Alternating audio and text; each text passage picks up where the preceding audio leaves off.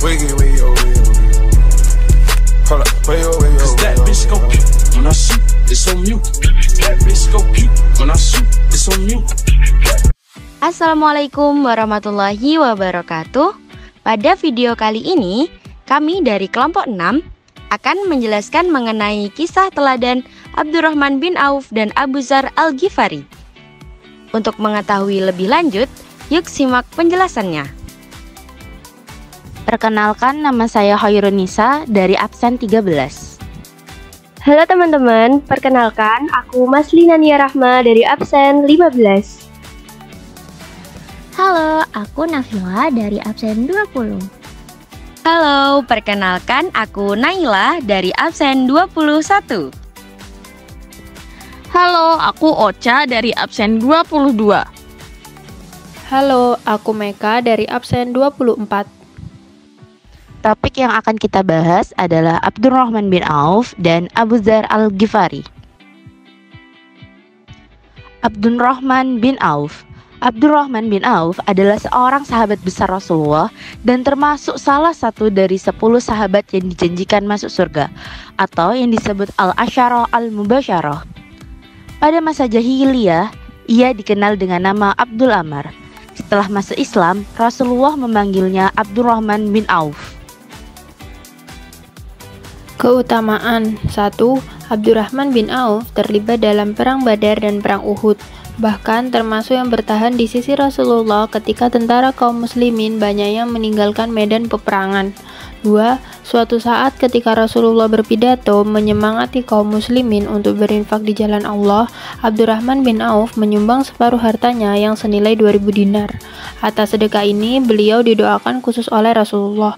Yang ketiga, setelah Rasulullah wafat, Abdurrahman bin Auf bertugas menjaga kesejahteraan dan keselamatan ummahatul mukminin, para istri Rasulullah, karena dia dikenal sebagai sahabat yang memuliakan istrinya. Kisah Abdurrahman bin Auf memiliki watak yang dinamis dan terlihat ketika kaum muslim hijrah ke Madinah. Telah menjadi kebiasaan Rasulullah pada waktu itu untuk mempersaudarakan dua orang sahabat antara salah seorang muhajirin, warga, dan ansor. Orang-orang ansor membagi dua seluruh kekayaan miliknya dengan saudara orang-orang muhajirin. Kehidupan Abdurrahman bin Auf di Madinah baik sesama Rasulullah maupun sesudah wafatnya terus meningkat.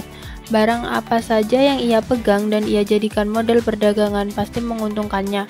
Seluruh usahanya itu ditunjukkan untuk mencapai ridha Allah Subhanahu wa Ta'ala semata sebagai bekal di akhirat kelak. Suatu hari ia menjual tanah seharga 40.000 dinar. Kemudian uang itu dibagikan kepada keluarganya, Bani Zuhro, istri Rasulullah, dan fakir miskin.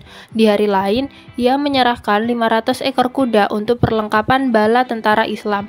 Menjelang wafat, ia mewariskan 50.000 dinar untuk jalan Allah Subhanahu wa Ta'ala dan 400 dinar untuk setiap orang yang ikut perang Badar.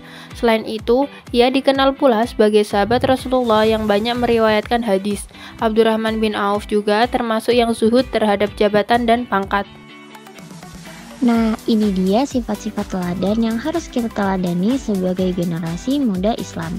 Yang pertama adalah tolong-menolong, kedua ada dinamis, ketiga dermawan, keempat zuhud, dan kelima tidak gila dunia. Tidak diketahui pasti kapan Abu Dzar lahir. Sejarah hanya mencatat ia lahir dan tinggal dekat jalur kafilah Mekah Syria. Riwayat hitam masa lalu Abu Dzar tak lepas dari keberadaan keluarganya. Nama lengkapnya adalah Jundab bin Junadah bin Qais bin Amr.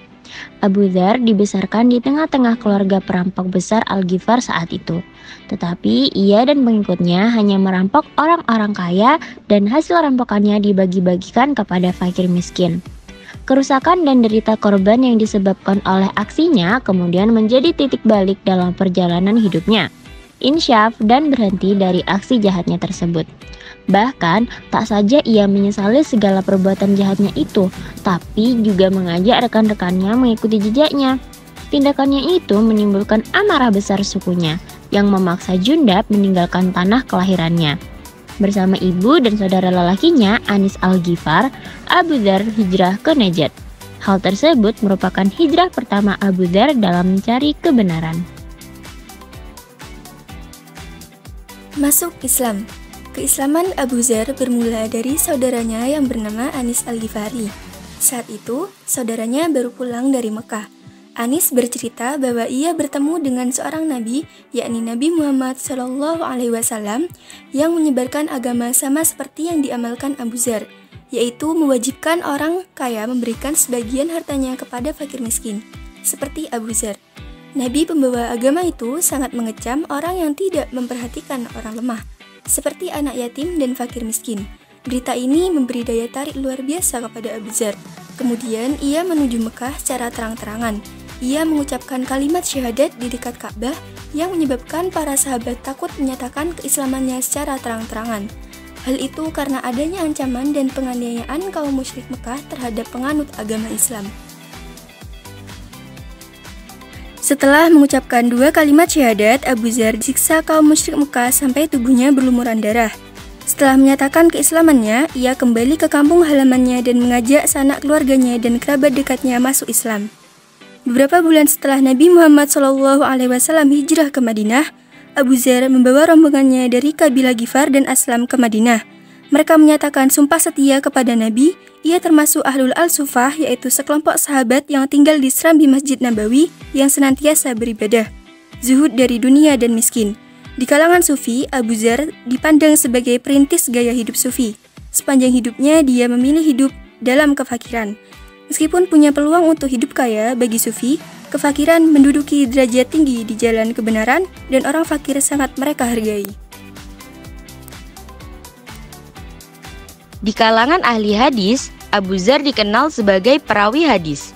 Ia meriwayatkan 281 hadis Nabi SAW. 31 hadis diantaranya diriwayatkan oleh Al-Bukhari dan Muslim dalam kitab Sahihnya. Kematian Abu Dzar persis seperti yang diprediksi oleh Rasulullah SAW. Beliau berkata, "Di Rabazah, engkau datang sendirian, engkau hidup sendirian, dan engkau akan mati dalam kesendirian. Tapi serombongan orang yang saleh dari Irak kelak akan mengurus pemakamanmu." Sebelum Abu Dzar wafat, istrinya terlebih dahulu meninggal dunia. Ketika hendak menghembuskan nafas yang terakhir, ia berpesan kepada anaknya, "Pergilah ke atas bukit, di sana ada orang Irak yang akan mengurus penguburanku. Sampaikan kepada mereka, jangan kafani aku dengan kain yang dibeli dari upah pegawai pemerintah." Pembahasan selanjutnya adalah keteladanan Abu Dzar Al-Ghifari sebagai pelayan duafa dan pelurus penguasa. Semasa hidupnya, Abu Dzar Al-Ghifari sangat dikenal sebagai penyayang kaum mustad'afun. Kepedulian terhadap golongan fakir ini bahkan menjadi sikap hidup dan kepribadian Abu Dzar. Sudah menjadi kebiasaan penduduk Ghifar pada masa jahiliyah merampok kafilah yang lewat. Abu Dzar sendiri ketika belum masuk Islam kerap kali merampok orang-orang kaya, namun hasilnya dibagi-bagikan kepada kaum duafa. Kebiasaan menyayangi kaum lemah ini tidak berhenti ketika sudah memeluk Islam. Ada suatu riwayat, ketika pasukan Muslim berhasil menaklukkan Mesir, Abu Dzar menjadi salah satu sahabat yang berperan. Untuk itu, atas jasanya tersebut, Abu Dzar dan sahabat-sahabat yang lain mendapatkan bagian sebidang tanah di Fustat, akan tetapi tanah bagiannya tersebut ditinggalkannya dan ia lebih memilih tinggal di Hijaz. Pelayan duafa dan pelurus penguasa. Keteguhannya dalam membela kaum lemah menjadi ciri khas perjuangan Abu Dzar Al-Ghifari. Hingga suatu saat, ia tidak sepakat kepada kebijakan Khalifah Utsman bin Affan yang akan mendirikan Bait al-Mal guna mengurus harta umat Islam karena khawatir akan terjadi perampasan harta umat Islam dengan dalih untuk harta Allah Subhanahu wa Ta'ala. Begitu juga saat berkunjung ke Damaskus pada tahun 32 Hijriah atau 652 Masehi. Abu Dzar menyaksikan Gubernur Muawiyah bin Abu Sufyan sedang membangun istana hijaunya, Al-Hisra yang megah. Abu Dzar berkata kepada Muawiyah, "Kalau engkau membangun istana dengan hartamu, itu berlebih-lebihan. Kalau engkau membangun dengan harta rakyat, engkau berkhianat." Keberanian dan ketegasan sikap Abu Dzar ini mengilhami tokoh-tokoh besar selanjutnya, seperti Al-Hasan Basri, Ahsan bin Hanbal, Ibnu Taimiyah, dan lainnya. 7 wasiat Rasulullah. Yang pertama, menyambung silaturahmi. Yang kedua, mencintai orang miskin. Yang ketiga, lihat orang yang lebih rendah dalam hal materi dan penghidupan. Yang keempat, tidak meminta-minta. Yang kelima, perbanyak ucapan la haula wala quwata illa billah. Yang keenam, berani berkata benar meskipun pahit. Yang terakhir, tidak takut celaan ketika berdakwah di jalan Allah. Kesepian tanpa kekasih, cukup sekian, terima kasih. Semoga apa yang kami sampaikan dapat bermanfaat. Wassalamualaikum warahmatullahi wabarakatuh.